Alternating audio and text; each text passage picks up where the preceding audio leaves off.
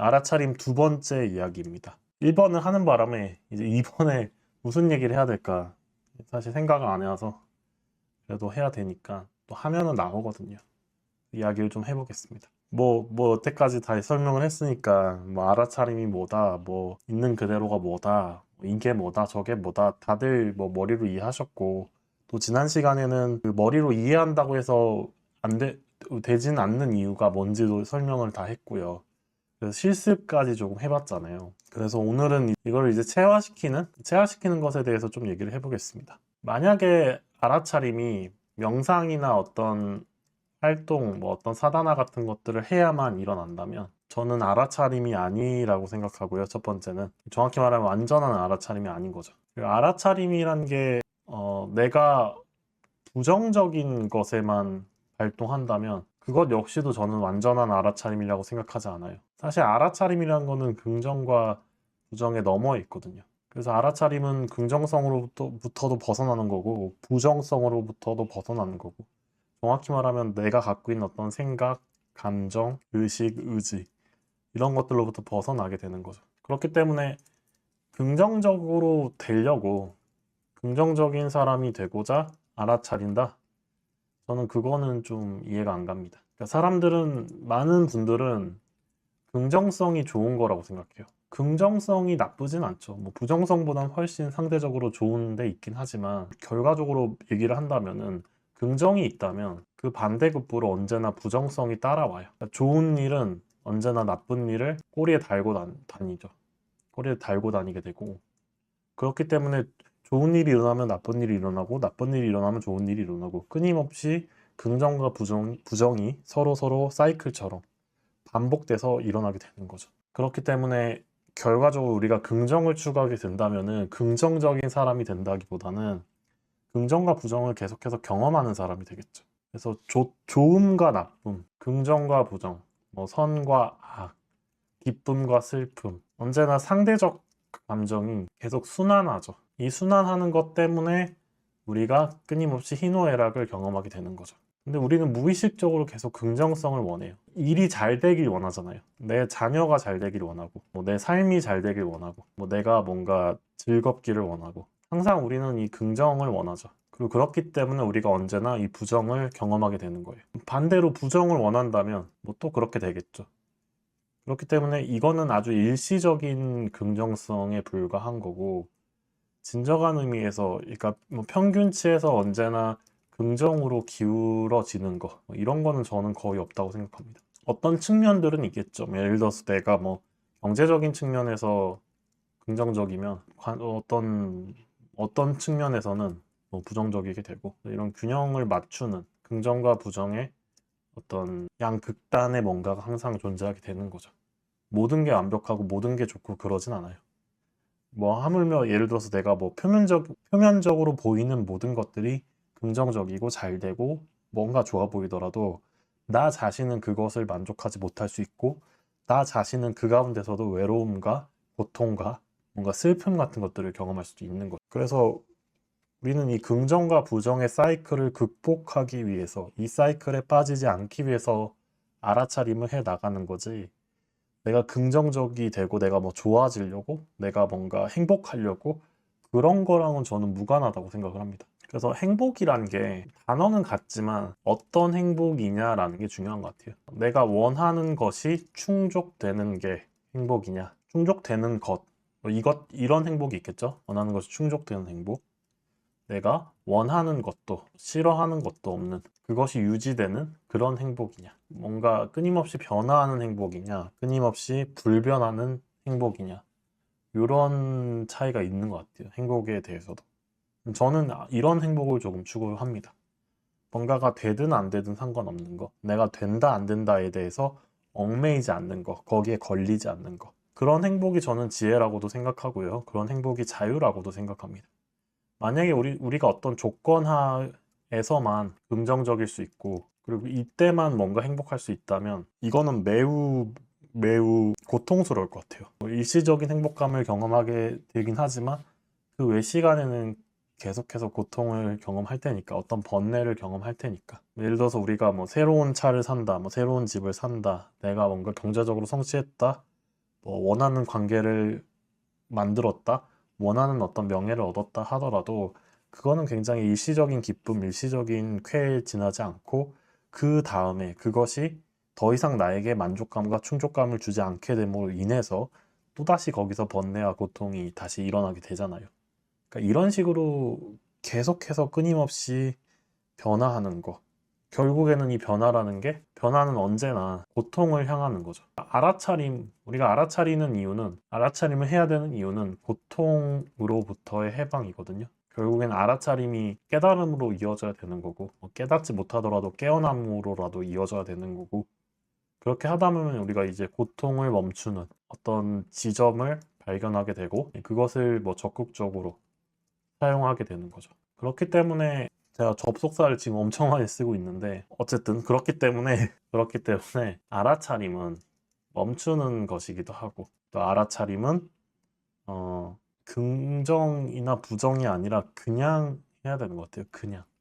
그냥을 위해서 존재한다고 저는 생각합니다. 그래서 내가 정말로 알아차린다면은 내 인생이 막 긍정적이고 막 행복해지고 아름다워지고 엄청난 뭐 성취와 성공과 이런 길로 간다기보다는요, 그냥 지금 이 순간에 머물 수 있게 되는 것이죠. 이걸 다른 말로 하면은 지금 이 순간에 있는 그대로 행복할 수 있고 있는 그대로 괜찮을 수 있는 거죠. 그러면은 좀 안 좋게 느껴질 수도 있는데, 있는 그대로 행복하다라면은 뭐 내가 성취하는 거나 뭔가 성공을 위해서 달려가는 거나 이런 열정이 없고 그런 것들에 대한 갈망이 사라지기 때문에 뭔가 물질적으로나 뭐 사회적으로나 이런 성공 성취와는 거리가 멀어지는가라고 생각하실 수 있는데요. 물론 멀어지긴 합니다. 일반적으로는 수행의 길로 가면은 멀어져요. 저한테 그게 중요하지 않거든요.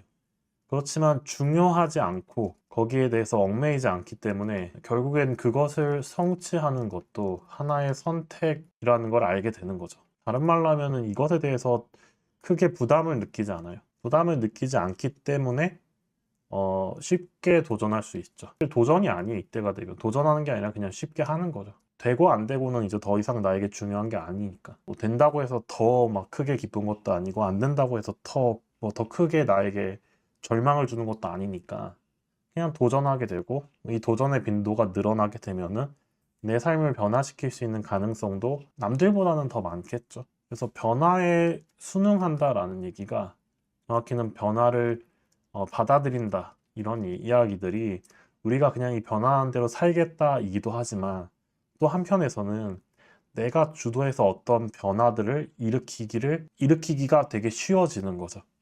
그전에는 변화에 적응하기 때문에 나는 어떤 특정한 것만 원해요. 특정한 무언가가 되어야 하고, 특정한 무언가에 집착하고, 특정한 누군가로 할게요. 누군가여야만 되고. 그렇기 때문에 우리는 이런 한정에 갇혀 있어서 이거가 아니면 안 돼, 이거여야만 돼. 그렇기 때문에 다른 걸 얻더라도 아무것도 얻었다라고 느끼지 못하는 거죠. 하나를 잃었는데 뭐 100개, 1000개, 10,000개를 잃은 것 같은 그런 상처에 빠지기도 하는 거죠. 근데 이 특정성이란 게 사라지면요, 애초에 뭐 얻고 잃음 자체가 사라지기도 하지만 그냥 아무렇지 않게 돼요. 이 아무렇지 않음이라는 게 굉장히 중요해요. 왜냐면 이 아무렇지 않음이, 많은 사람들은 이게 수행의 목적이고 이게 수행의 목표라고 생각하겠지만, 이게 수행에서는 시작이거든요. 이게 수행의 시작이고 이게 삶의 시작이라고 저는 생각을 합니다. 이전까지는 삶이라고 할 수가 없는 거예요. 우리가 지금 많은 사람들이 살아가고 있는 삶의 모습을 보면은 이 사람들한테 삶은 무엇인가요? 선생님들한테 삶은 무엇인가요? 뭐 삶이 즐거움인가요? 뭐 재미인가요? 아름다움인가요? 뭐 그런 것보다는 보통은 짐이겠죠. 짐이고 부담감이고 뭔가 고통이고 뭐 힘든 것이고, 순간순간의 기쁨은 있지만 전반적으로 놓고 봤을 때 그 순간의 기쁨을 위해서 대다수의 시간을 고통을 받다가 잠깐의 기쁨을 맛보고 또 다시 고통으로 돌아가고, 이것이 반복되잖아요. 근데 내가 삶에 대해서 어떠한 견해도 갖지 않는다. 어떠한 견해도 갖지 않아요. 긍정도 부정도 없어요. 그것에 대해서 저항하지도 집착하지도 않아요. 그거에 대한 판단 분별도 하지 않아요. 그저 우리는 이 삶을 매 순간순간 경험한다고 생각해보자. 선생님들이 하는 모든 경험에 대해서 긍정도 부정도 없습니다. 물론 그 안에서 아무런 반응하지 않는다는 건 아니에요. 어떤 경험을 통해서 뭔가 어떤 감정을 경험하기도 하고 뭐 어떤 걸 얻기도 하고 잃기도 하겠지만 그 모든 변화에 대해서 나는 저항하지 않는 거예요. 집착하지도 않는 거죠. 그러면 어떤 고통을 느낀다고 했을 때 이 고통은 그 순간에만 존재해요. 그 순간에만 존재하고 그 이후에 우리는 이 고통의 영향을 받지 않는 거죠.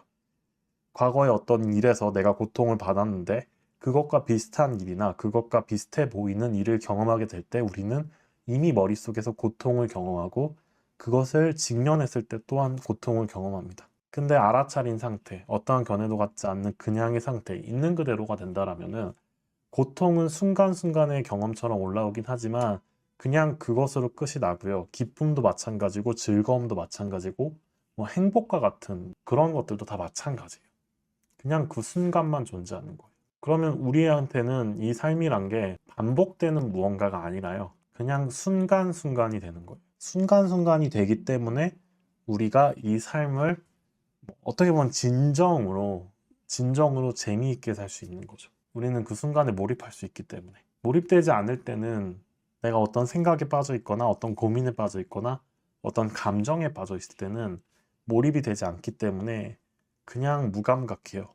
또 지루하기도 하고 힘들기도 하고 뭔가 극복해야 될 과제처럼 느껴지기도 하는데 내가 그거에 대해서 어떤 분별심을 쥐지 않는다. 그냥 있는 그대로다 하면은 나한테는 도전도 없고 힘든 것도 없고 쉬운 것도 없어요. 어려운 것도 쉬운 것도 없다. 다른 말로 하면 우리는 어떤 것도 그냥 하게 되는 거죠. 그냥 경험하고 그냥 온전히 하게 되고 그냥 온전히 몰입하게 되고 그렇게 되면 선생님들께서 뭐 어떠한 까르마, 어떠한 업의 영향을 받더라도 그게 고통이 아닌 거예요. 내가 어떤 행위의 업에 의해서 신구의 업에 의해서 어떤 안 좋은 상황에 놓여요. 근데 그게 아무렇지 않아요. 때로는 우리가 그 어떤 신구의 업에 의해서 뭔가 매우 긍정적이고 좋은 상황에 놓여요. 근데 그건 역시도 아무렇지도 않아요. 아무렇지 않기 때문에 그냥 있는 그대로 기쁨을 경험하고 있는 그대로 그 순간의 고통은 경험하지만 그 이상의 고통이 없다라는 얘기죠. 물리적인 고통은 남아있지만 정신적인 고통, 의식적인 고통은 멈추게 된다라는 거죠. 이러한 중도의 마음이 갖춰지면 끊임없이 알아차리게 되고요. 끊임없이 알아차리기 때문에 우리의 마음이 언제나 여여하고 고요하게 되는 거죠. 결국 알아차림이란 거는 내 삶을 뭐 행복하고 아름답고 즐겁게 만들기 위해 사는 건 아니지만 결과적으로는 매우 즐겁고 매우 아름답게 만들어져요.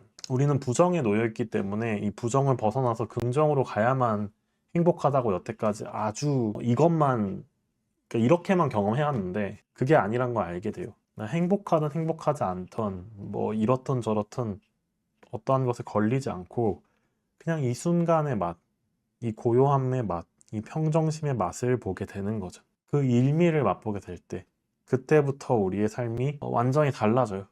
삶의 패턴이나 삶의 환경이나 삶에서 경험하는 바나 나 스스로도 달라지게 되고 인간관계를 맺는 방식, 세상을 보는 방식, 또 업을 대하는 방식, 내가 어떤 행위로서 사람들에게 업을 끼치는 방식 이런 것들이 다 변하게 되죠. 그래서 결과적으로는 이런 중도의 마음이 오래 가면 갈수록 우리의 의식은 가벼워져요. 계속 가벼워져요. 묶이는 게 없잖아요. 이거여야만 하는 게 없고 저거여야만 하는 게 없고 이거는 하면 안 돼 이런 것도 없고 이거를 잃으면 안 돼 이런 것도 없으니까. 결국에는 우리가 묶여있는 틀 자체가 매우 협소해지기 때문에 사라지기 때문에 우리에게 자유가 굉장히 늘어나게 되는 거죠. 끊임없는 자유가 되는 거죠. 이때부터는 선택을 하는 거예요. 지금은 선생님들께서 선택을 하는 게 아니라요. 선택을 할 수밖에 없는 거예요. 선택을 하지 않아요, 우리는. 잘 생각해 보세요. 선생님들에게 좋은 일과 나쁜 일이 주어진다면 어떤 걸 선택하겠어요? 대부분 좋은 일을 선택할걸요? 왜 그럴까요? 왜 좋은 일을 선택하려고 하죠? 왜 나는 즐거움을 쫓을까요? 나는 왜 맛있는 음식을 먹으려고 할까요? 나는 함께 있으면 즐거운 사람과 어울리려고 할까요? 지금 선생님들이 경험하는 그 기쁨과 행복이라는 감정, 즐거움이란 감정은 그냥 호르몬의 분비에 의해서 형성되는 그냥 화학작용이잖아요. 그럼에도 불구하고 우리는 그 기쁨과 즐거움과 쾌를 쫓잖아요. 왜 우리는 그걸 쫓을까요? 왜 좋은 걸 선택하려고 할까요? 이 좋은 거를 선택하는 게 이미 머릿속에서 프로그래밍이 돼가지고 항상 좋은 걸 선택하잖아요. 근데 그게 정말로 좋은가를 한번 따져 보는 거죠. 지금 내 눈앞에 좋아 보이는 저게 정말로 나에게 좋은가? 내가 오늘 술 마시면 나에게 기쁨이 와요. 술을 마실 때 즐거움이 생겨요. 근데 그 술을 마시는 행위가 나한테 좋은 게 아닐 수 있죠. 오늘 내가 그냥 갖고 싶은 뭐 어떤 비싼 제품을 산다고 하죠. 뭐 차를 산다던가 명품 가방을 산다던가 뭐 전자제품을 산다던가 그걸 사요. 그게 나한테 필요하지 않더라도 그걸 사는 행위, 그것으로 인해서 내가 즐거움을 느끼기 때문에 내가 그걸 사요. 근데 그렇게 해서 내가 나의 자원, 나의 돈을 소비하는 게 정말로 좋은 걸까? 지금 내가 너무나 좋아하는 어떤 이성이 생겨요. 그 이성을 너무 좋아서 쫓아다니고 그 이성과 사귀고 싶어요. 그러기 위해서 내가 내 시간들을 빼가지고 거기에 올인을 해요. 근데 그게 정말로 좋은 것인가? 그 지금 선생님께서 선택한 그 모든 것들이 계속 좋을 건가? 앞으로도 계속 좋을 건가? 우리가 좋다라고 느끼는 그 감각은 매우 일시적이고요. 매우 단편적이에요. 그렇기 때문에 우리가 어떤 거를 내가 경험하더라도 그게 영원토록 이어지진 않죠. 아주 단편적으로 끝나는 순간들이 많아요. 그럼 우리는 더 좋은 걸 쫓을 것이고, 더 좋은 걸 갖지 못하면 그로 인한 고통을 경험하게 되겠죠. 그래서 정말로 좋은가라고 물었을 때 당장 나에게 좋은 게 아닐 수도 있는 거죠. 그래서 내가 좋은 걸 쫓지 않게 돼요. 싫은 걸 거부하지 않게 돼요. 좋은 걸 쫓지 않고 싫은 걸 거부하지 않을 때 우리는 어디에 있나요? 나는 어디에 있을까요? 나는 어디에 있게 되나요? 중도라는 마음은 모든 가능성이기도 하고요. 모든 것의 완결성이에요. 모든 것의 시작점이기도 하고요. 지금 이 화면에 보이는 메모장 프로그램을 보잖아요. 하얀색으로 아무것도 없죠. 그럼 우리는 이거 어떻게 생각하죠? 우리는 이 메모장에 어떤 게 적힐 수도 있고요. 뭐 어떤 게 이렇게 뭐 덮일 수도 있고, 뭐 다양한 어떤 것들을 그려낼 수 있는 거죠. 그리고 제가 이걸 다 썼을 때 저는 이걸 지워버리죠. 그 다음에 새로운 글을 이렇게 쓰잖아요. 마찬가지로 마음 역시도 마음이 이렇게 하얄 때, 마음이 투명할 때, 어떠한 것에도 걸리지 않는 이 중도의 마음일 때 우리는 무언가를 시작할 수 있고 무언가를 그릴 수 있고 무언가를 창조해낼 수 있어요. 그런데 만약에 여기에 선생님들께서 뭐 어떤 마음이 있다고 하죠. 뭐 고통이라는 마음이 있다고 생각해요. 내 이 하얀 마음에, 내 중도의 마음에 고통이 들어섰어. 그럼 우리는 이 고통을 계속 경험하겠죠. 그러다가 이 고통을 지우기 위해서 무엇을 하려면요. 즐거움을 여기다 섞어요. 즐거움을 섞지만 또 고통이 오고, 그럼 또 즐거움을 2배로 더하고, 그렇지만 또 고통이 오고, 또 3배로 더하고, 또 고통이 오고, 끊임없이 뒤덮이게 되는 거죠. 근데 이게 편안할까요? 선생님들의 마음이 이렇다면? 즐거움과 고통이 내 마음을 이렇게 가득 채우고 있을 때 나는 편안할 수 있을까요? 일시적인 행복과 일시적인 즐거움, 일시적인 쾌락은 있을지 몰라도 계속 고통이란 게 반복되는 사이클로 가는 거예요. 이 즐거움이란 건 사실은 없는 거고, 실제로는 고통과 고통이 연쇄인 거죠. 그렇지만 우리가 이렇게 우리 마음에 비춰지는 어떤 것들을 지워낼 때, 비워낼 때, 우리의 마음은 다시 중도의 마음이 되고, 이때는 어떠한 것도 우리 마음에 더 씌워지지 않지만, 그렇기 때문에 굉장히 완전해지는 거예요. 완벽한 마음의 상태가 되는 거죠. 알아차림은 이거예요, 이거. 이렇게 되기 위한 과정이자 결말이죠.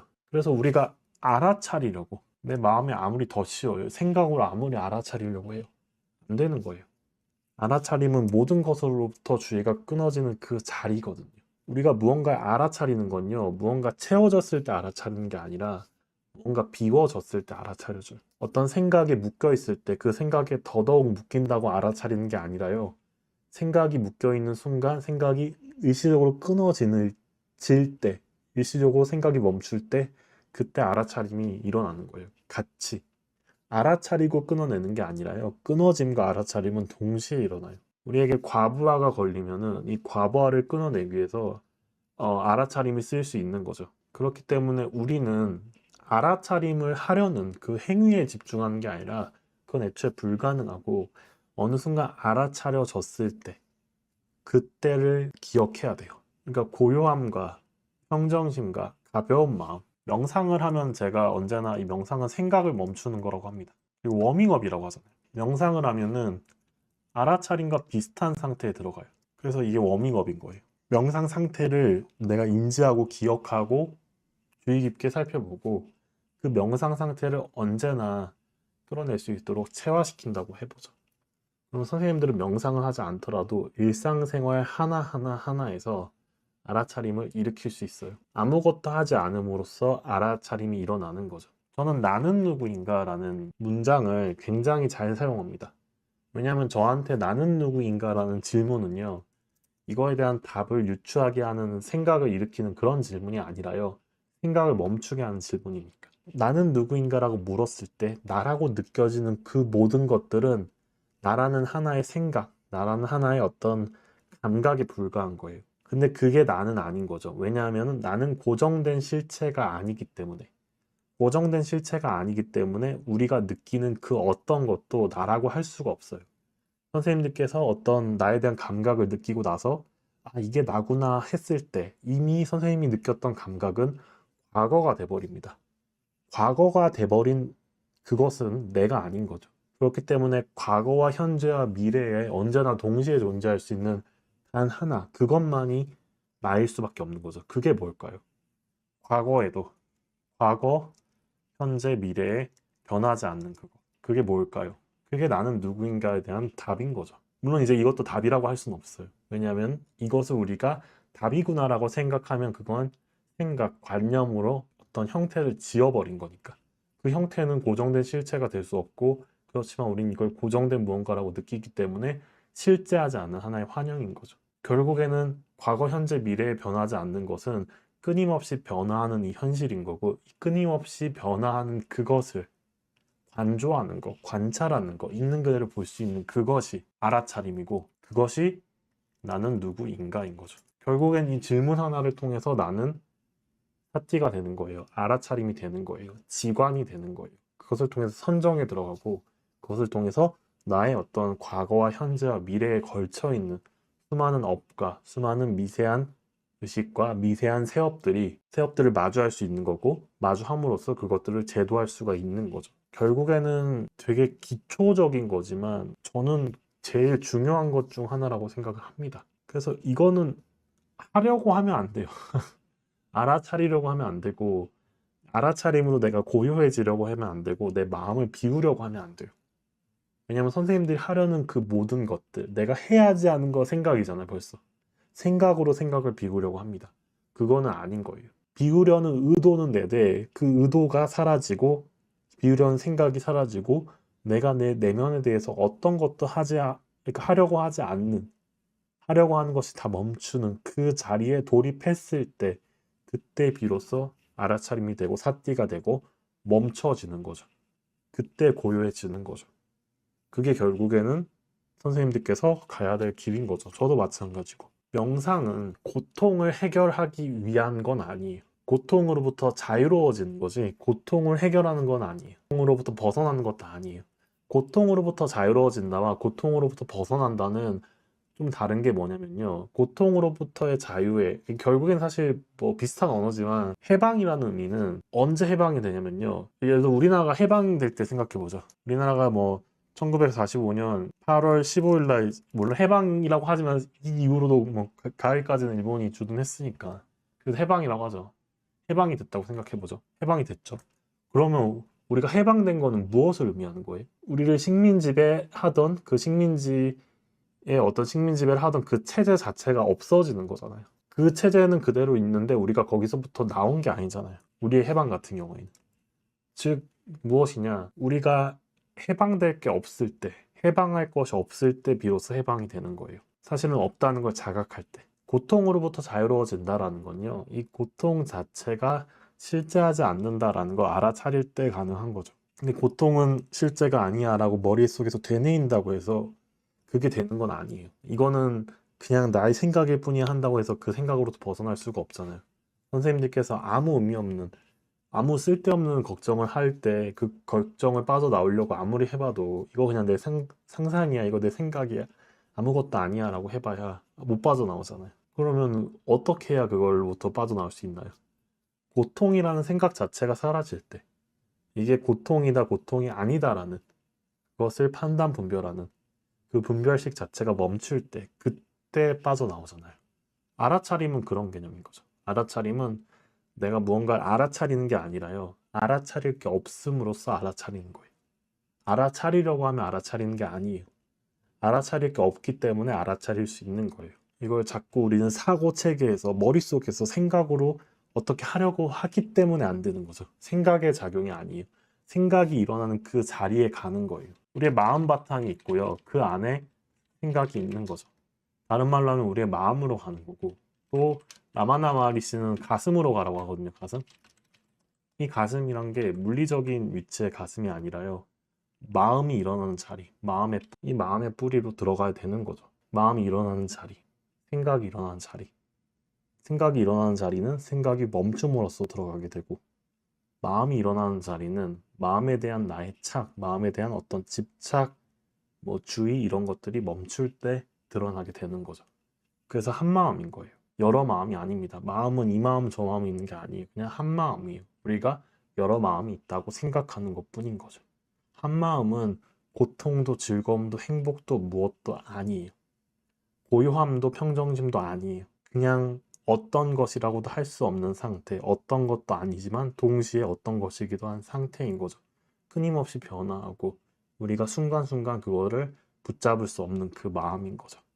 그 자유, 그 변화, 그 끊임없는 흐름, 그것을 자각할 때, 그것을 마주할 때, 그것을 알아차릴 때, 그때 비로소 우리는 고통으로부터도 벗어나게 되고 내 생각이나 마음이나 감정으로부터도 벗어나게 돼요. 다른 말로 하면은 나라는 이 한 생각, 즉 개체의식으로부터 벗어나게 되는 거죠. 그게 알아차림의 전부입니다. 전부예요. 노력으로 되지 않습니다. 그럼 어떻게 해야 되냐? 노력하지 않으면 어떻게 해야 되냐? 노력으로 안 된다는 건요. 알아차리려는 노력은 무의미하다라는 거예요.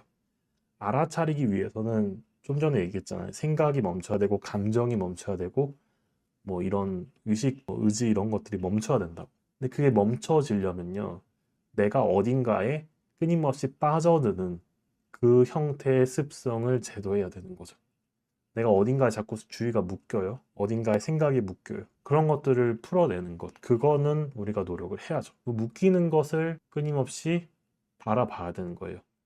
왜냐하면 우리가 묶일 때는 의도해서 묶이는 게 아니에요. 의도해서 묶이는 게 아니라 그냥 묶여요. 근데 우리가 이거 의도해서 거기에 주의를 기울여 보는 거죠. 그리고 관찰하는 거예요. 그걸 통제하려는 게 아니라 어떤 감정이 올라오든 어떤 느낌이 올라오든 뭔가가 올라오든 그냥 관찰하는 거예요.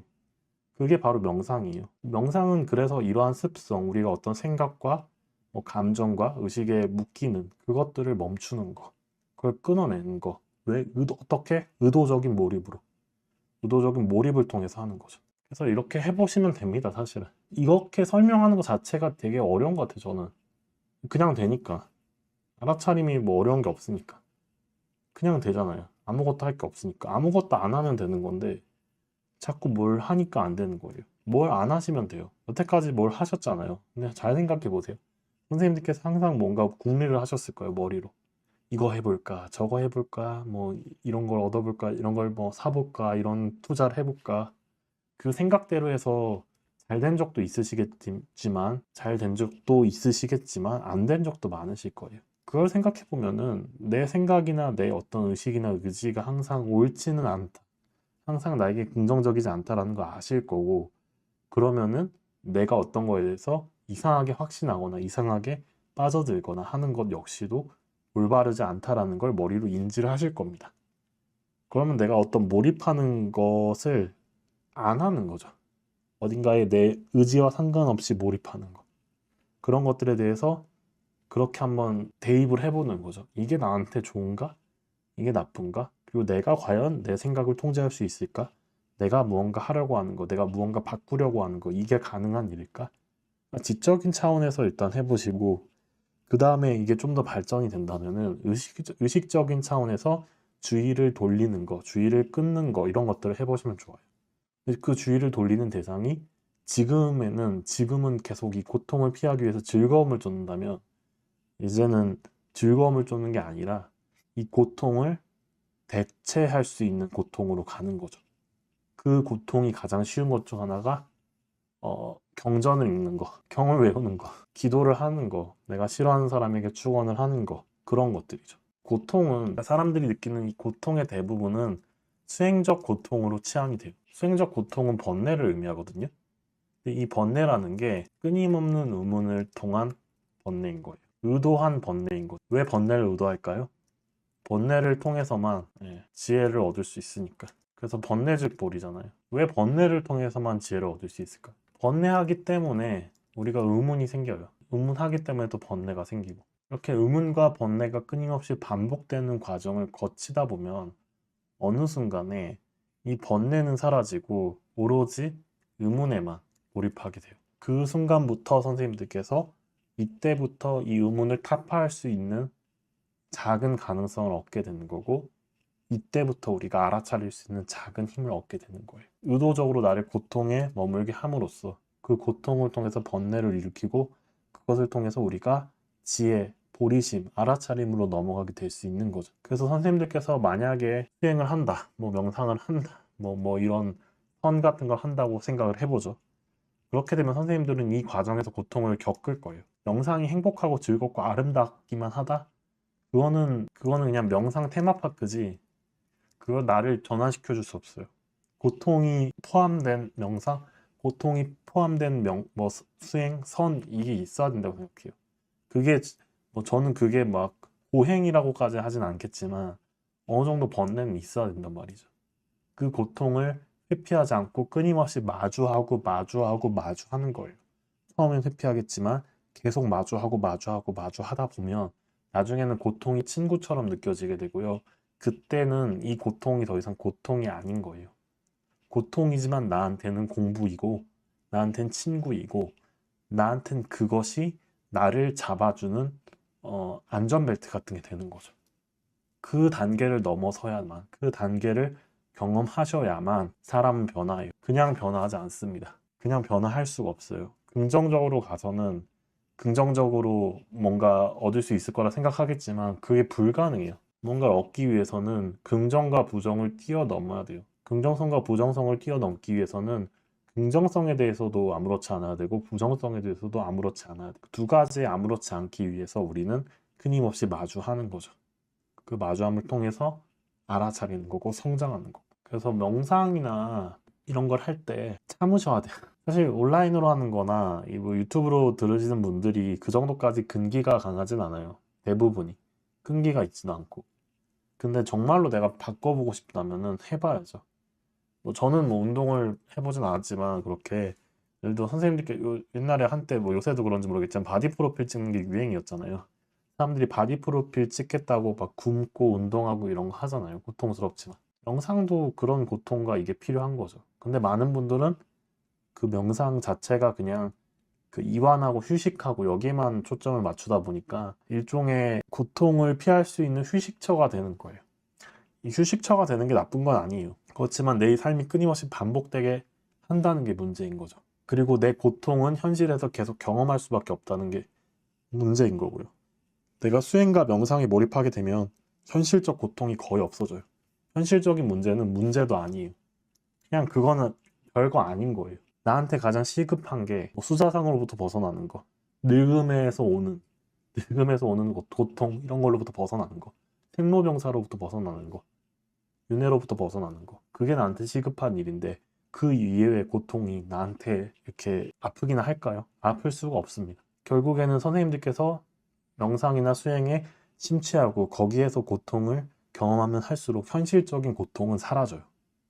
현실적인 고통은 별게 아니니까. 남들한테는 죽을 것 같은 고통도 나한테는 고통도 아닌 거예요. 아무것도 아닌 거예요. 나한테의 고통은 뭔지 아세요? 저한테 가장 큰 고통은 내가 또 태어나서 이 짓거리를 해야 된다라는 거죠. 이게 의미 없다는 걸 알고 있는데 이 의미 없는 거를 언제까지 반복해야 되냐. 이게 저한테는 가장 큰 고통인 거죠. 이게 고통인데 현실적인 어떤 것들이 나한테 크게 영향을 줄 수 있을까요? 저는 이 윤회라는 게 속죄 차원에서는 있다고 믿죠. 물론 진재로서는 윤회라는 것도 하나의 환상이기 때문에 없지만, 근데 저는 아직 개체식이 남아있고 개체식이 아직도 꽤 활발히 활동을 하죠. 나라는 생각이 있고 나라는 생각으로 인해서 태어남이 있고 태어남이 있기 때문에 죽음이 있고 태어남과 죽음이 있기 때문에 윤회가 있죠. 그런 관측인데 또 하나는 나의 전생을 봐요. 나의 내생도 볼 수 있어요. 전생과 내생을 본다고 치죠. 그러면은 내가 수행을 할 때마다 내생이 바뀌거나 뭔가 결정성이 바뀔 수는 있어요. 그렇지만 태어난다라는 그 사실 자체는 계속 고정이 되어 있다고 생각을 해보세요. 그럼 그게 얼마나 고통스러운 거예요. 쉽게 얘기해서 선생님들께서는 이렇게 이런 거랑 같아요. 선생님은 3년 뒤에 망할 거예요. 알거지가 될 겁니다. 이걸 내가 안다고 생각해봐요. 그리고 그걸 못 피해요. 못 피해서 내가 알거지가 돼서 살다가 죽었는데 다음 생에 태어나서 한 20살쯤 됐는데 또 이걸 알아요. 당신은 뭐 40 몇 세의 알거지가 될 거다. 끊임없이 이걸 반복해야 된다는 거 알아요. 내 미래가 예정된 실패, 완성된 실패에 다 있다고 생각해 보세요. 얼마나 이게 힘들겠어요. 아무리 회피하려고 해도 그걸 못 피하는데 결과가 바뀌지 않는데 결과가 바뀌지 않으려면 어떻게 해야 될까요? 결과가 바뀌지 않으니까 어떻게 대처해야 될까요? 시작 자체를 안 하게 해야 되는 태어나지 않는 거. 선생님들한테 이게 별로 중요한 이슈가 아니겠죠. 전생이고 뭐고 이게 별로 의미가 없겠죠. 근데 저한테는 그게 되게 중요한 거예요. 그렇기 때문에 저의 고통의 대부분은 그것에 있는 거예요. 다른 고통들은 고통이 아닌 거예요. 고통이 없는 게 아니라 고통이 그것들을 끊임없이 마주하고 알아차리고 번뇌하고 그것을 또 알아차리는 거. 그 과정에 다 몰빵되어 있는 거죠. 그러니까 현실에서 일들이 안 터져요. 제가 이 일을 안 했으면 저는 교통사고가 계속 나야 되고요. 뭐 수술도 받아야 되고 온갖 사건 사고가 많이 터져야 되거든요. 안 터져요. 터진다고 조심해라 하는 사람들 항상 있지만 그게 안 터져요. 왜냐면 그건 저의 내면에서 터지고 있기 때문에 그 고통이 그것과 비슷한 양의 고통을 저는 매 순간 제 내면에서 마주하고 있으니까. 고통을 마주한다는 거지 고통을 받고 있는 건 아니에요. 고통을 마주한다라는 사실은 내가 고통에 대해서 긍정하지도 부정하지도 않고 있는 그대로 보고 있다라는 얘기예요. 이 있는 그대로 보는 거, 알아차림으로써 보는 거, 직관으로 해서 계속 바라보는 거. 이 직관을 할 수 있기 때문에 고통은 있지만 그 고통의 바다에서 허우적거리진 않는 거예요.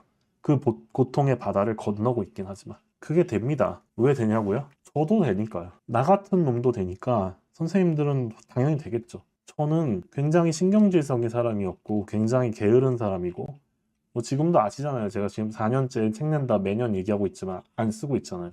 지금은 쓰고 있지만 어쨌든 안 썼잖아 여태까지. 맨날 한다 안 하잖아. 게으른 사람이야. 뭐 신경질적인 사람이야. 화와 분노도 많아. 항상 잘난 체도 많이 해. 뭐 인간적으로 그렇게 훌륭한 사람은 아니란 말이죠. 뭐 착한 사람도 아니고. 그런데 저 같은 사람도 해요 이걸. 나처럼 끈기 없는 인간도 한다고요. 할 수 있어요. 하면 뭐 각자의 공덕 이런 거 영향이 있다곤 하지만 공덕이야 필요하면 내가 지으면 돼요. 내가 맨날 축원하고 사람들 위해서 기도하고 사람들 위해서 뭔가 한다. 양보한다. 그들을 위해서 뭔가 내 걸 내놓는다. 그런 것들 통해서 뭐 그거야 쌓으면 돼요. 근데 중요한 건 뭐냐? 중요한 거는 강한 의도가 있어야 돼요. 내가 성장하겠다. 내가 깨닫겠다. 내가 아라한이 되겠다. 뭐 내가 등각에 들겠다. 내가 윤회를 끊겠다. 다시 태어나지 않겠다. 앉아서 죽겠다. 등등등. 의도를 내시면 돼요. 이 의도와 도대체 내 어떤 뭐 경제적인 거, 뭐 외부적인 뭐 성취 이런 거랑 무슨 관계가 있냐고 하시겠지만 사실 별 관계가 없거든요. 아무 관계가 없습니다. 그냥 이거는 우리가 뭔가 잘나기 위해서 뭔가 인정받기 위해서 뭔가 대단한 존재가 되기 위해서 하는 게 아니니까.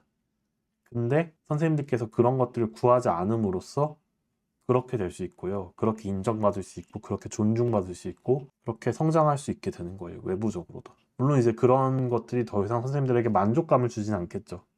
저 역시도 누가 뭐 저를 칭찬하든 저를 좋아하든 저에게 어떤 것들을 뭐 대우를 해주던 이래도 아무렇지도 않으니까. 그래서 역설적으로 연연하지 않게 되기 때문에 그런 걸 경험하지만 또 경험하는 거에 대해서 아무렇지도 않고 그러다 보니까 경험은 해요. 경험은 하지만 더 이상 그게 나한테 삶의 목적이 되진 않는 거죠.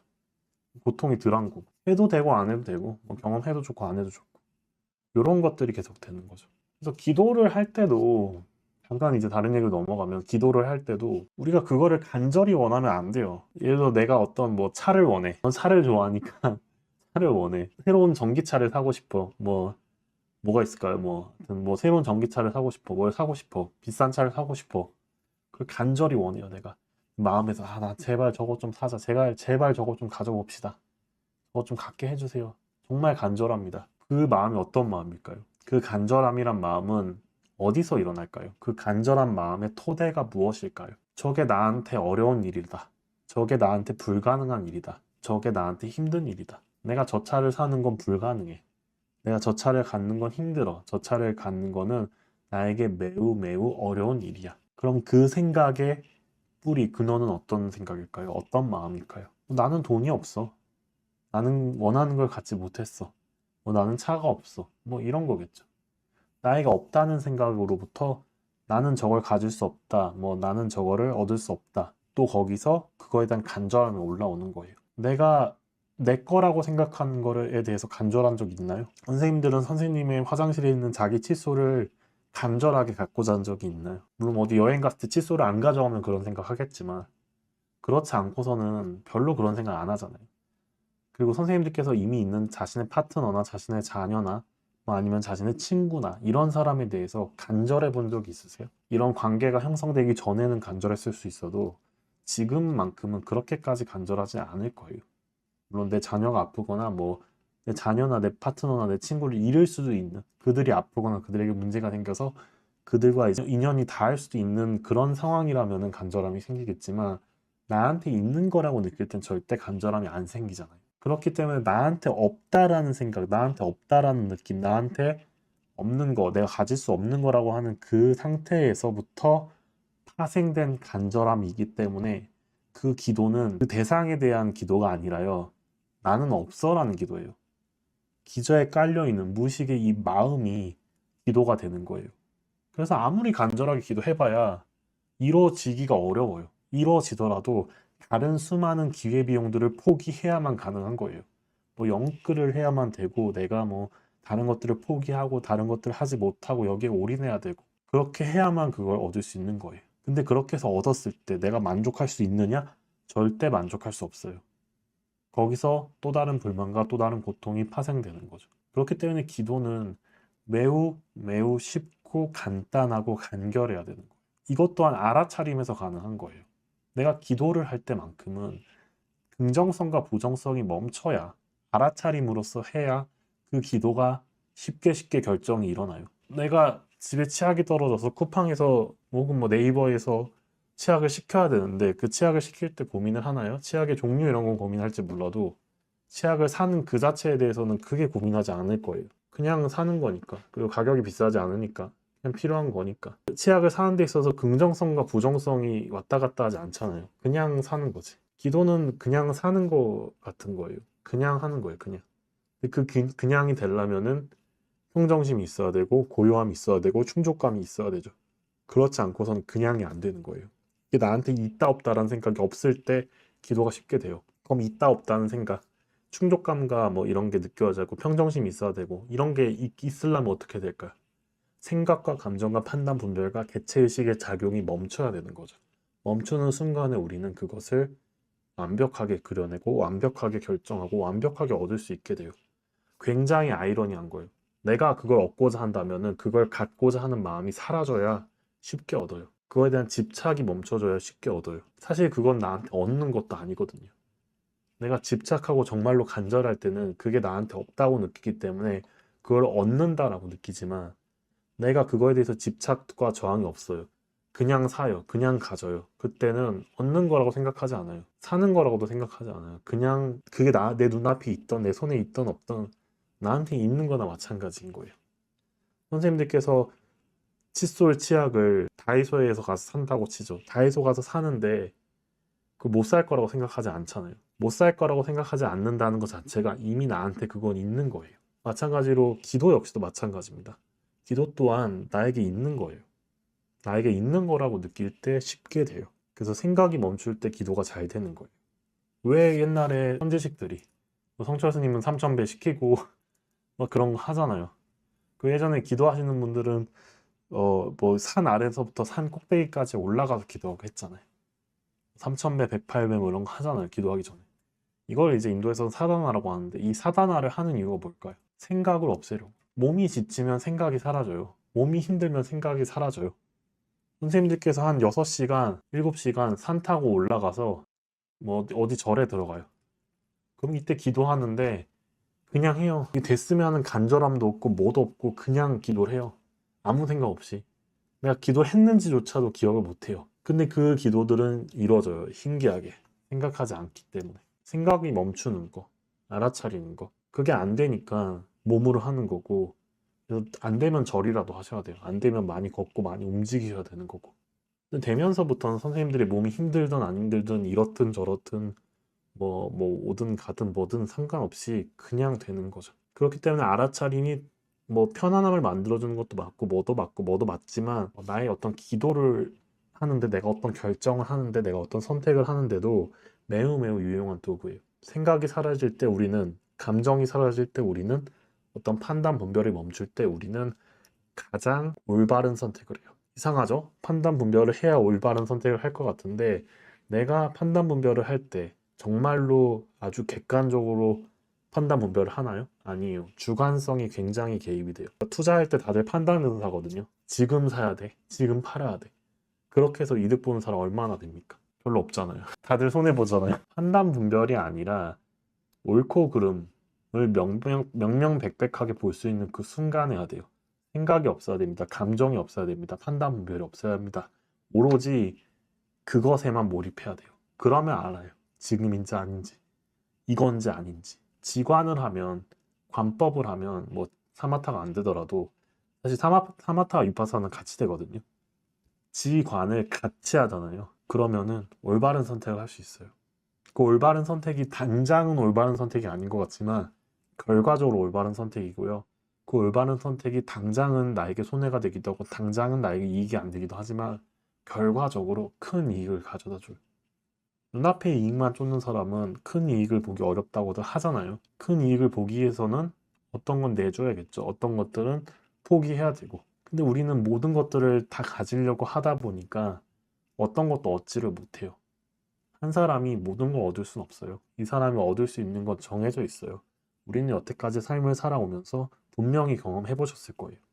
모든 걸 갖고자 했지만 모든 걸 가진 적은 거의 없을 거예요. 때로는 내가 갖고자 하지 않았는데 이상하게 모든 걸 가졌을 때도 있을 거예요. 내가 갖고자 한다고 되는 것도 아니고 안 갖고자 한다고 안 되는 것도 아니에요. 중요한 거는 내 생각으로 갖는다 안 갖는다 이게 아니라 내 내면에서 내 마음의 기저에서 내 마음의 뿌리에서 내 마음의 중심에서 갖는다. 정확히 말하면은 이미 가졌다. 그거에 대한 판단과 분별이 일어나지 않는 그런 충족감과 평정심의 상태에서 이미 가졌기 때문에 가질 수 있게 되는 거죠. 욕심을 내서 되시는 분들도 있습니다. 욕심을 낼 거라면 선생님들께서 오로지 욕심만 내세요. 근데 사람들은 욕심조차도 욕심만 내지 못해요. 욕심을 내면서도 체면치를 해야 되고 체면치를 하면서도 사람들의 인정을 받아야 되고 한 가지에 대해서 몰입하는 욕심을 내는 게 아니라 이거저거 다 욕심내요. 그러면 안 됩니다. 돈을 원한다면 돈에만 욕심을 내세요. 사람을 원한다면 사람한테만 내시고요. 필요에 따라서 가장 욕심내야 될 것 그거 하나만 욕심내세요. 그렇다면 물론 선생님들께서 어떤 과부를 경험하기 하겠지만 얻을 수 있을 겁니다. 솔직해야 되고요. 자기 욕망에 매우 매우 솔직해야 돼요. 그렇다라면은 분명히 무언가를 얻으실 겁니다. 알아차림 2는 따로 실습은 하지 않겠습니다. 그 1번에서 했던 거를 다시 들으시면 됩니다. 감사합니다.